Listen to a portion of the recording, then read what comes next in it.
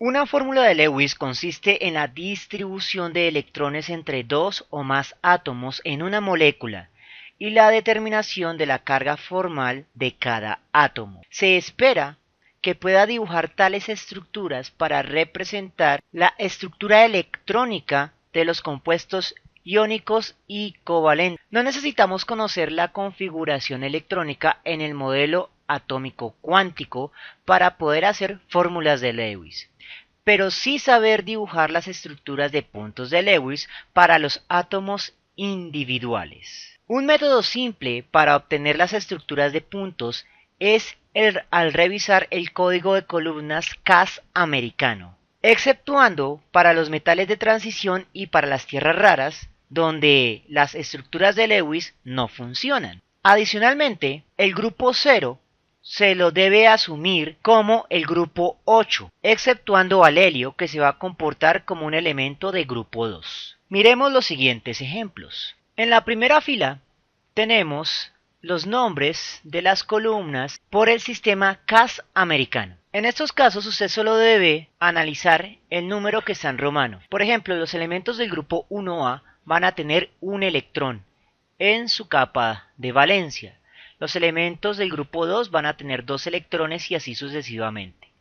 El grupo 0, al asumírselo como el grupo 8, va a tener 8 electrones en su capa de valencia, exceptuando el helio, que se va a comportar con 2 electrones. La razón por la cual el helio se encuentra en el grupo 0 u 8, dependiendo del sistema de nomenclatura que esté empleando, y no en el grupo 2, son sus propiedades químicas. El helio es un gas que no reacciona. De hecho, es el gas que menos reacciona de los gases que no reaccionan. Por eso se dice que es el más noble de los gases nobles. De allí que, a pesar de que posea una estructura electrónica de 2 electrones, se lo coloque con el resto de los gases nobles. Y recuerde que generalmente en química la nobleza implica una falta de reactividad.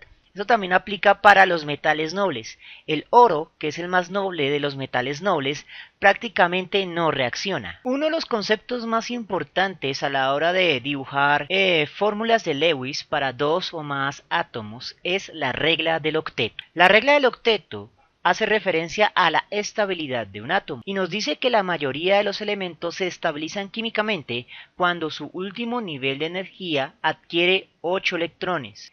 El modo en que se completan estos 8 electrones varía dependiendo de si hablamos de un enlace iónico o de un enlace covalente. Y adicionalmente también hay un elemento que tiene una excepción principal, aunque hay muchas. Pero por el momento la excepción principal es el hidrógeno. Resulta que el gas noble que se encuentra más a la derecha en la misma fila que el hidrógeno es el helio, y el helio se estabiliza con 2 electrones. Por lo tanto, el hidrógeno, al buscar una configuración de electrones semejante a helio, va a lograr su estabilidad electrónica al completar 2 electrones, mientras que los elementos que se encuentran por debajo del hidrógeno y del helio van a obtener una estabilidad en 8 electrones. Sin embargo, esto no siempre ocurre. El mecanismo para lograr el octeto en el enlace iónico consiste en perder o ganar electrones de manera completa, y eso también implica adquirir cargas negativas o perder cargas negativas de manera completa, generando iones de manera completa. El ejemplo clásico es el enlace iónico que se forma entre el sodio y el cloro. El sodio tiene 3 niveles, el primer nivel que tiene 2 electrones, el segundo nivel que tiene 8 electrones y el tercer nivel que tiene 1 electrón. Entonces recuerde que el sodio en su segundo nivel de energía tendrá 8 electrones. En el enlace iónico para el sodio lo más fácil es perder su electrón del tercer nivel, y al perder su electrón de tercer nivel va a quedar únicamente con los electrones del segundo nivel, que son los 8, pero que igual no los representamos. Y el electrón que perdió debe ser ganado por alguien siempre de manera obligatoria, y ese alguien puede ser el cloro. El cloro en su último nivel de energía tiene 7 electrones, y al ganar un electrón más va a quedar con 8 electrones. De ese modo, al perder y ganar electrones, cada uno de los núcleos adquiere la configuración de su gas noble más cercano, es decir, una configuración de 8 electrones en su último nivel de energía. Sin embargo, como el sodio perdió de manera permanente un electrón, eso también implica que pierde permanentemente una carga negativa. Por lo tanto, queda con una carga positiva. Antes de perder ese electrón, el sodio estaba neutro eléctricamente. Pero al perder esa carga eléctrica negativa, hay un desequilibrio hacia lo positivo. El caso contrario le ocurre al cloro, que al adquirir una carga negativa, pues va a quedar con una carga permanente negativa. De hecho, esto nos permite explicar el enlace iónico en sentido de que se trata de un enlace eléctrico. Un polo positivo y un polo negativo se atraen por atracción de cargas eléctricas, y eso es lo que crea la unión entre los dos núcleos. La atracción entre cargas eléctricas. El octeto funciona diferente en las sustancias covalentes. Los dos átomos comparten electrones y el electrón de uno cuenta para el otro y viceversa, como si se tratara de un negocio equitativo o semi-equitativo. Por ejemplo, ya habíamos dicho que el hidrógeno normalmente debería tener un solo electrón y que su estabilidad se alcanza con dos electrones. Un doeto, por así decirlo. En la molécula de hidrógeno gaseoso tenemos dos átomos de hidrógeno que se enlazan para estabilizarse. Eso significa que ambos ponen su electrón para generar un negocio equitativo. Por separado, cada uno tendría un electrón y eso los haría inestables. Pero al compartir esos electrones en una zona intermedia de probabilidad que denominamos enlace químico covalente, los electrones valen para ambos.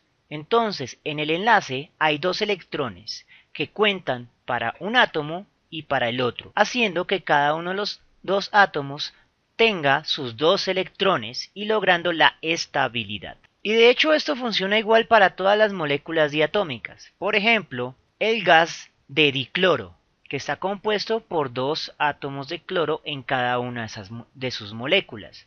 Por separado, cada átomo tiene 7 electrones inestables, pero al generar un enlace covalente, se puede reanalizar el conteo. Entonces, para el primer átomo tenemos 6 electrones que no forman enlace, más los 2 electrones enlazantes, tenemos 8 electrones.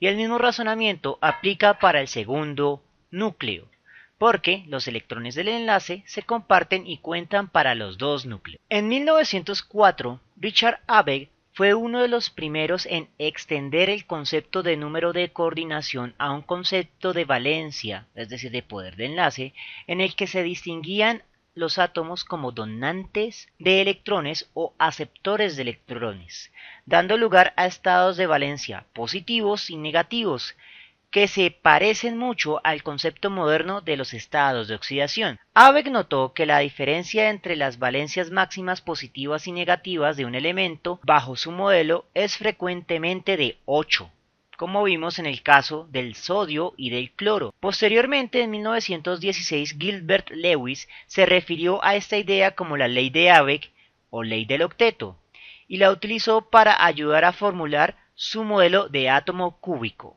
Ahora vamos a hablar un poco de las fórmulas de Lewis y las fórmulas moleculares, el modo en que se expresan de manera formal. Para el caso de las sustancias iónicas, los elementos ganan o pierden electrones, y cuando lo hacen, cuando pierden o cuando ganan electrones, estos se encierran entre corchetes, de modo tal que nos ayude a diferenciar cuál es el ion de carga positiva y el ion de carga negativa. Por tradición llamamos al ion positivo catión y al ion negativo anión. Los cationes o iones positivos se hacen tan positivos como la cantidad de electrones que pierden. Por ejemplo, el sodio solo puede perder un electrón y por lo tanto solo puede adquirir una carga positiva, mientras que el cloro, al adquirir un electrón, adquiere una carga negativa. Las moléculas iónicas se generan por simple atracción eléctrica. Por lo tanto, en su modelo de lápiz y papel simplemente es colocar los dos átomos juntos para representar dicha unión. Recuerde entonces que la unión de cargas eléctricas es como algo semejante a la unión de dos imanes de polo opuesto. El polo positivo de un imán se conecta al polo negativo de otro imán y simplemente se atraen. Y eso es precisamente el concepto de enlace iónico. También es importante resaltar que una sustancia iónica puede estar compuesta por varios cationes o varios aniones. Por ejemplo, observemos primero el ejemplo del óxido de dilitio. El óxido de litio está compuesto por dos cationes, cada uno de una carga positiva, y un anión central de dos cargas negativas. Eso se debe a que el oxígeno normalmente tendría 6 electrones en estado inestable y para lograr su octeto debe capturar otros 2 electrones extra, adquiriendo dos cargas negativas. Esos 2 electrones deben salir de algún lado, por ejemplo de dos átomos separados de litio.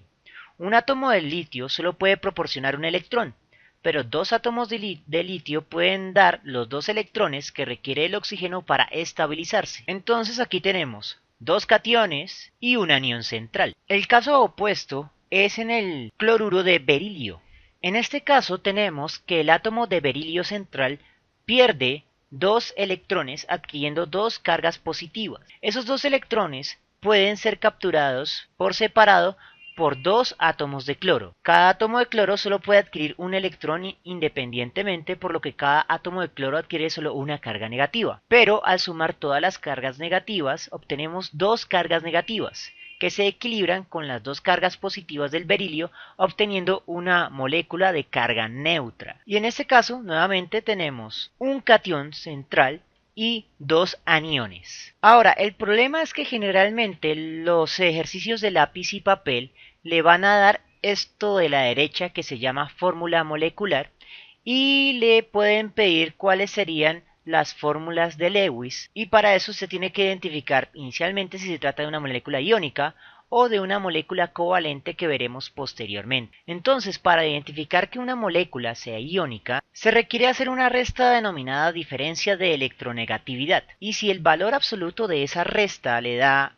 1,6 o más, entonces decimos que se trata de una molécula iónica que se va a organizar en este estilo, con corchetes y se coloca la carga, etc. Sin embargo, nuevamente las sustancias moleculares con enlace covalente se comportan diferente. Y la primera diferencia que nos vamos a encontrar es que cuando hacemos la resta entre los dos átomos donde estamos determinando qué tipo de enlace, la diferencia de electronegatividad debe ser menor a 1,6. Ahora, como todo en química, decir que todas las moléculas iónicas tienen una diferencia de electronegatividad mayor a 1,6 y las covalentes una diferencia de electronegatividad menor a 1,6 no es del todo preciso, pero sí nos ayuda a determinar la mayoría de los casos. No todos, hay excepciones. Miremos por ejemplo las moléculas covalentes de enlace covalente perfecto. En este caso, cuando tomo la electronegatividad del primer cloro y lo resto al segundo cloro, me da una diferencia de electronegatividad de 0, muy por debajo de 1,6. Y lo mismo para las moléculas, de todas las moléculas diatómicas. En este caso, las fórmulas estructurales de Lewis emplean el concepto de enlace covalente, la rayita. La rayita siempre va a simbolizar 2 electrones que forman el enlace que atraen a los núcleos. Sin embargo, vale la pena analizar un ejemplo en el que los dos átomos no sean iguales. El carbono va a tener 4 electrones en su estructura de Lewis independiente y el hidrógeno solo tiene un electrón. Posteriormente, lo más conveniente es identificar las electronegatividades para asegurarnos que las moléculas que se formen entre uno y otro no sean iónicas. Sacamos nuestra tabla periódica y vamos a buscar la electronegatividad del carbono. Y recuerde que en la tabla periódica Walter la electronegatividad es el segundo valor por encima de la configuración electrónica cuántica. Por lo tanto, para el carbono el segundo valor por encima es 2,55. Mientras que la electronegatividad del hidrógeno es 2,2. Si restáramos 2,55 de 2,2, el resultado sería 0,3 o menos, muy por debajo de 1,6. Por lo tanto, estamos al interior del rango de los enlaces covalentes. Muy bien, una vez que sabemos que se trata de un enlace covalente, vamos a proceder a dibujar una hipótesis de estructura de puntos de Lewis para la fórmula. El carbono tiene 4 electrones de valencia, por lo tanto necesita otros 4 electrones para obtener sus 8 electrones. Y el hidrógeno solo necesita formar un enlace simple para obtener sus 2 electrones con los que se estabiliza. Como cada hidrógeno solo puede proporcionar un electrón, necesito 4 hidrógenos para tener los 4 electrones extra que necesita el carbono. Una vez que ya sé la cantidad de núcleos involucrados en mi molécula covalente, lo más conveniente es colocar el átomo central y alrededor los átomos periféricos que aportan los electrones extra, de forma tal que nos quede ordenado. En esta estructura podemos ver que el carbono tiene 8 electrones en su capa externa, mientras que cada hidrógeno posee sus 12 electrones en su capa externa. Esta estructura puede ser reemplazada en la que representamos a la pareja de electrones enlazantes como un enlace simple. Sin embargo, hay que tener en cuenta una cosa. Esto es solo una hipótesis de una estructura de Lewis. Es posible que en otras moléculas, en otras parejas de átomos, se puedan generar varias hipótesis alternativas, y en ese caso habría que aplicar un procedimiento relativamente complejo para la formulación de esas fórmulas de Lewis. Sin embargo, para nuestros propósitos de este curso general de química, no nos vamos a meter con la parte formal de las estructuras de Lewis y la determinación de la carga formal. En primera instancia porque no lo necesitamos para nuestros propósitos y en segunda porque sería demasiado complicado y tendría que dedicarle demasiadas clases, perdiendo tiempo para los temas que más me interesan, que son los de estequiometría. Sin embargo, sí vale la pena mencionar dos conceptos para finalizar. El primero, el octeto no funciona siempre. Hay moléculas que tienen octetos extendidos y por lo tanto esta teoría no funciona adecuadamente para explicar todas las moléculas. De hecho, el octeto es más una excepción que una regla. Y en ese orden de ideas encuentro mucho más flexible otra teoría para la explicación de las fórmulas moleculares y es por el estado de oxidación. El segundo detalle a tener en cuenta, y con este terminaríamos la lección de hoy, son los enlaces múltiples. En algunas ocasiones, para que un átomo logre su octeto, debe formar más de un enlace con otro átomo. Un ejemplo típico, la molécula de dioxígeno. Si tengo dos átomos de oxígeno, cada uno con 6 electrones y los uno por un único enlace simple, entonces el conteo de electrones me quedaría 5 electrones no enlazantes más los 2 electrones del enlace 7 electrones y me seguiría faltando un electrón. Por lo tanto, en estas moléculas es posible generar enlaces múltiples, es decir, más de un enlace. Observe que tenemos 2 electrones, podemos enlazar. Y en este caso ya me quedan 4 electrones en los enlaces más 4 electrones que no enlazan los 8 electrones. Bien, esto es todo por el momento de lo que vamos a ver de esta muy leve introducción a las estructuras de Lewis, que es un tema mucho más profundo, pero que solo veremos por encima, como preparación para ver las estructuras que se pueden formar por medio de los estados de oxidación. Espero que les haya gustado y nos vemos en una próxima oportunidad.